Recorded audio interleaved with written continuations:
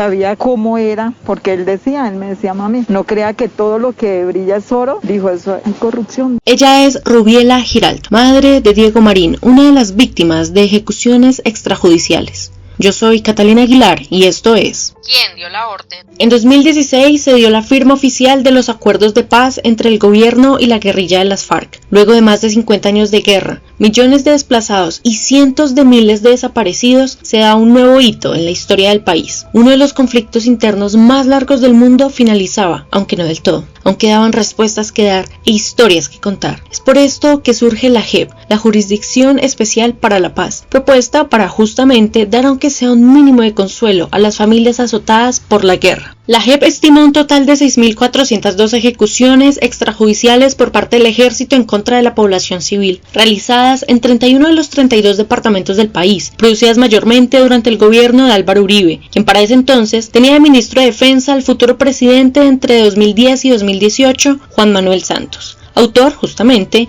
de los acuerdos de paz, pero también señalado como responsable, así sea de una mínima parte, de los mal llamados falsos positivos. Ambos exmandatarios han negado a su manera vínculo alguno con dichos actos. En su momento, Uribe dijo: el prestigio de las Fuerzas Armadas de Colombia en el corazón del pueblo y en la comunidad internacional no puede mancharse por los delitos, por las fallas administrativas que algunos de sus integrantes cometan. Por su lado, Santos declaró ante la JEP: eso nunca ha debido pasar. Lo reconozco y les pido perdón a todas las madres y a todas sus familias. Corría el año de 2008 y ya era todo un escándalo. Si bien apenas iban unos cuantos casos, ya se comenzaron a investigar, pues las similitudes eran evidentes. Hombres, generalmente jóvenes, eran contactados con promesas de trabajo de jornaleros y a los pocos días aparecían muertos. Reportados como guerrilleros dados de baja en combate. Este era apenas el inicio de la ardua lucha para esclarecer los asesinatos de hijos, padres y hermanos. Un suceso sin precedentes en la historia, pero no en la historia de Colombia. Pues no era sorpresa que el Estado llevara a cabo cuestionables estrategias de combate contra las guerrillas. En la segunda mitad del siglo pasado, el entrenamiento de civiles para las luchas bipartidistas, la creación de grupos secretos con labores policiales y militares, la creación de las Convivir y el nacimiento de las autodefensas eran solo los primeros vistazos de lo que eran capaces de hacer las autoridades con tal de ganar una guerra que no solo ellos provocaron, sino que también alimentaron por décadas con la sangre de la población que tanto juraron proteger. En su momento fueron diferentes mandatarios que violentaron a los colombianos de manera directa o estructural, despojando a los pobres, campesinos, indígenas y comunidades raizales de sus tierras y derechos, incluso lanzándolos al ruedo de la guerra, sin saber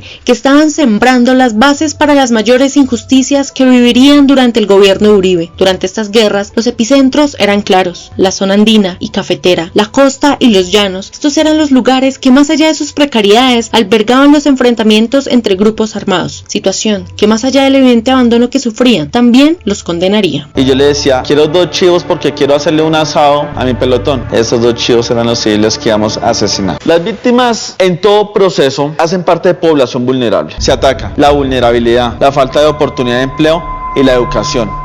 Tras años de olvido, estas poblaciones vulnerables eran visibles para las autoridades, pero no como lo esperaban, pues en lugar de ser partícipes de programas de gobierno enfocados en la educación, cultura, salud o mínimo infraestructura, los tomaron para objetivarlos de la peor manera posible. No bastaba con secuestrarlos, asesinarlos y manchar su nombre. En varios casos los torturaron, mutilaron y hasta violentaron sexualmente. Los deshumanizaron a tal punto que los convirtieron en una cifra más. Muchos comandantes no quisieron participar de eso y prefirieron irse. Afortunados ellos que se fueron y desafortunados nosotros que nos quedamos. Los cuentos de nuestros abuelos y padres resultaron ser similares pese a los años. Ellos en su momento no podían descansar por la guerra de los 1000 días, el surgimiento de las guerrillas, paramilitares y el narcotráfico. Y nosotros también desde la infancia comenzamos a lidiar con las consecuencias de ello. El miedo a ser reclutados o asesinados por insurgentes o militares era latente y muchos no pudieron escapar de eso. Políticos como Uribe o Santos, militares como Mario Montoya u Óscar González, todos señalados, pero solo unos cuantos soldados condenados. Y los testimonios casi iguales, como si fuera una representación de lo planteado por Hannah Arendt en su libro La banalidad del mal. Cometieron atrocidades sin cuestionarse un momento la moralidad de sus acciones. ¿Eso acaso significa que son otras víctimas más de la deshumanización del sistema?